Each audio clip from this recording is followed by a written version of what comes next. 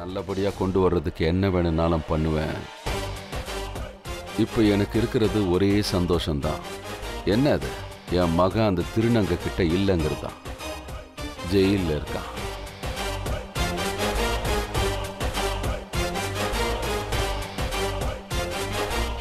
படு பிரீத்தி. இதெல்லாமே தாத்தாவோட வேலையா? இதை நான் இப்பவே சௌமியா கிட்ட சொல்லி ஆகணும்.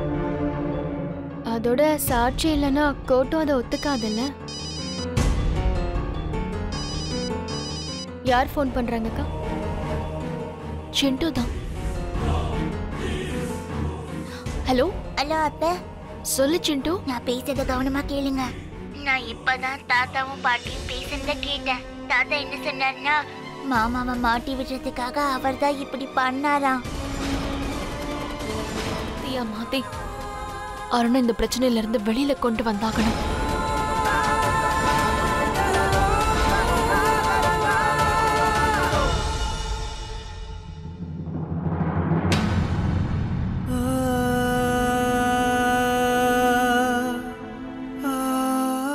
என்னாச்சுப்பா அருண்?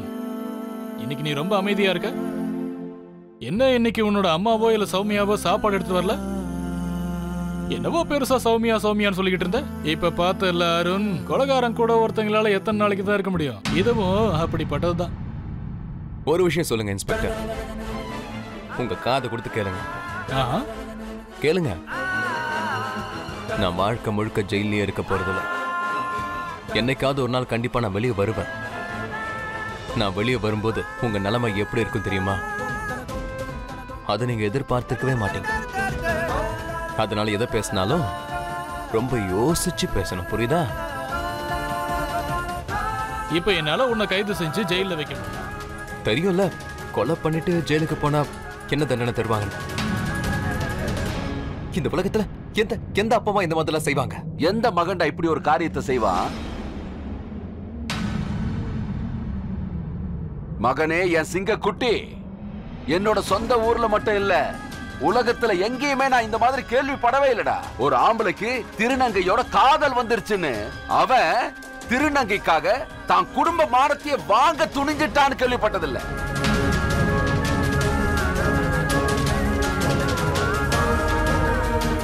உங்க மகனோட சந்தோஷத்துக்கு நெருப்பு வைக்கிறது, அப்புறம் அவன் மனைவியை தப்பா பேசுறது,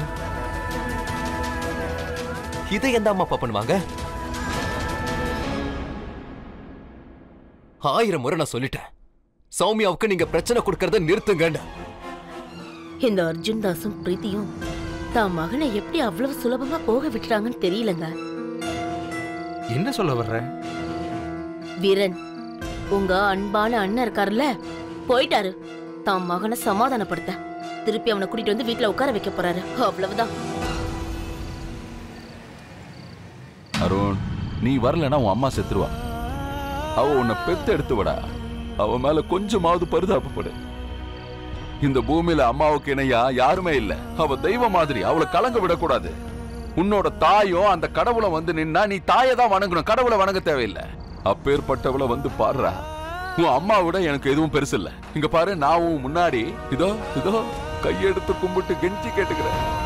ஊர்ல என்ன பெரிய சிங்கன்னு சொல்லுவாங்கல்ல, அப்பேற்பட்ட சிங்கம் இப்போ உன் முன்னாடி கையெடுத்து கும்பிட்டு கேட்டுக்குது. பிடிவாதத்தை விட்டுட்டு வீட்டுக்கு வந்து. நான் தான் சொல்றேன்ல,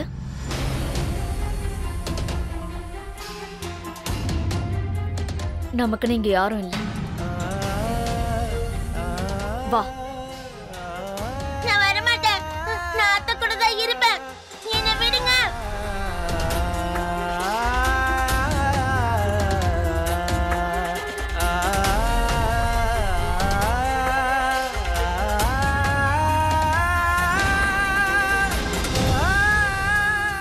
கிளம்பலாம். ஏற்கனவே ட்ரெயினுக்கு ரொம்ப லேட் ஆயிடுச்சு. அருண், நம்ம செய்யறது தப்பு.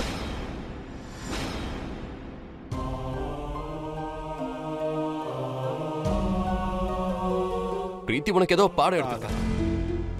ஏன்னா என்னோட மக இந்த வீட்டில் இருக்க போற, சரிதானே?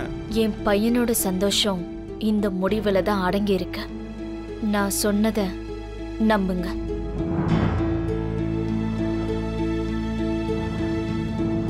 சரிங்க, விருந்துக்கு ரொம்ப ரொம்ப நன்றி. நான் கிளம்புறேன். போயிட்டு வாப்பா மகேந்தர்.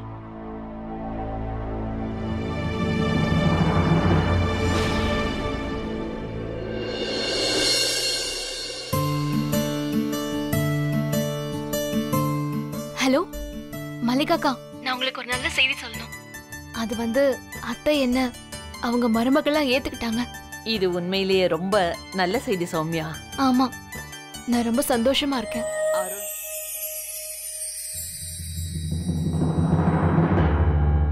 பேப்பர்ஸ் எல்லாத்தையும் நான் படிச்சிட்டேன். இதான் அந்த பேப்பர், நீங்க சைன் பண்ணுங்க. அப்புறம் இந்த இடத்துல அருணோட சைன் வேணும். நீங்களே வாங்கிடுறீங்களா இல்ல நான் வாங்கிக்கிட்டா? நானே வாங்கிட்டு வரேன்.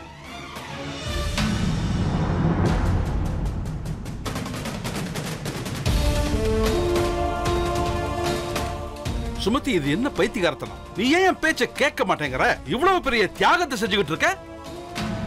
உன் வாழ்க்கைய பத்தி கொஞ்சமாவது யோசி. முடியாது, விடு விடு. சந்தோஷமா அவளுக்காக மட்டும் அதை கொண்டு வந்து கொடுக்கலாம்னு நினைக்கும் போது அப்போ அது புருஷ பொண்டாட்டிக்கு சம்பந்தப்பட்டது தானே? சரி, அந்த கதை விட பானிபூரி சாப்பிடலாம்.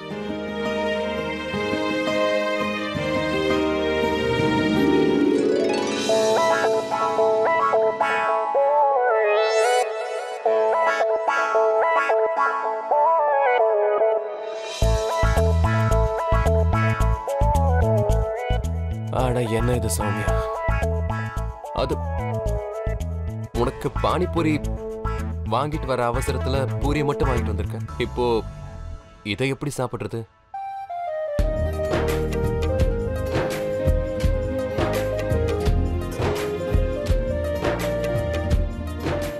அதனால என்னங்க, அந்த பானிபூரி வைக்கிற அண்ணனுக்கு முழுமையான நம்பிக்கை இருக்குல்ல.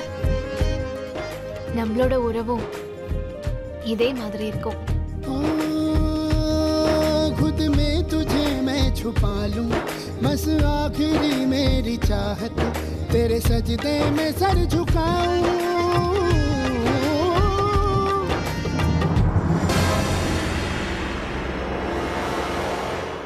பிரமாதம் பிரமாதம், ரொம்ப ரொமான்டிக்கான சூழல் போல இருக்கு.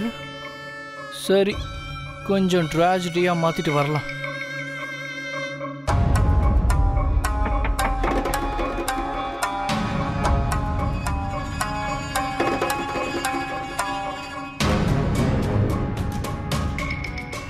அருண், உங்ககிட்ட நான் கொஞ்சம் பேசணும். சரி உள்ள வா. ஏதோ கிளாஸ் ரூம்குள்ள வர மாதிரி கதவை தட்டிட்டு வர. அருண், இது டைவர்ஸ் பேப்பர்ஸ் சுமதி கொடுத்தா, இதுல சைன் வேணுமா?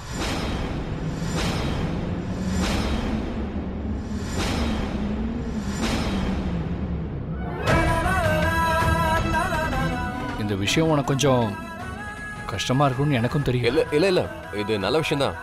கொடு, நான் சைன் பண்றேன்.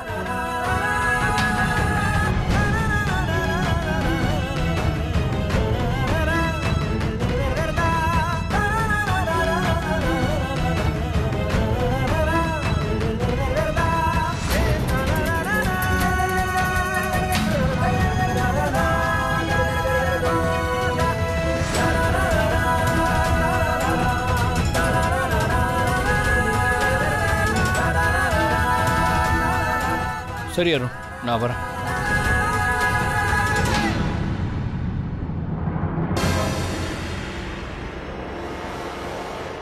நீ என்ன யோசிக்கிறேன்னு எனக்கு தெரியும். இங்க பாரு சௌமியா, எனக்கு உறவுகளை பத்தி அவ்வளவா எதுவும் தெரியாது. ஆனா ஒண்ணு மட்டும் நல்லா தெரியும். ஒரு உறவு முறிஞ்சிடுச்சுன்னா அதை கடைசி வரைக்கும் இழுத்துட்டு இருக்க கூடாது. அதை அப்படியே விட்டுறணும். அதே மாதிரிதான் எனக்கும் சுமதிக்கும் நடுவில் இதுக்கு முன்னாடி எதுவும் இருந்ததில்லை. இனிமேலும் அப்படிதான். நான் எப்பவும் என்னைக்கும் உனக்கு மட்டும்தான். அப்புறம் சௌமியா, சுமதிக்கு முழு உரிமை இருக்கு. இந்த உறவை அவ முறிச்சுக்கிட்டு அவளோட வாழ்க்கையை அவ புதுசா ஆரம்பிக்கட்டுமே. அவளுக்காக அதுக்கு துணையா நான் எப்பவும் கூடவே இருப்பேன்.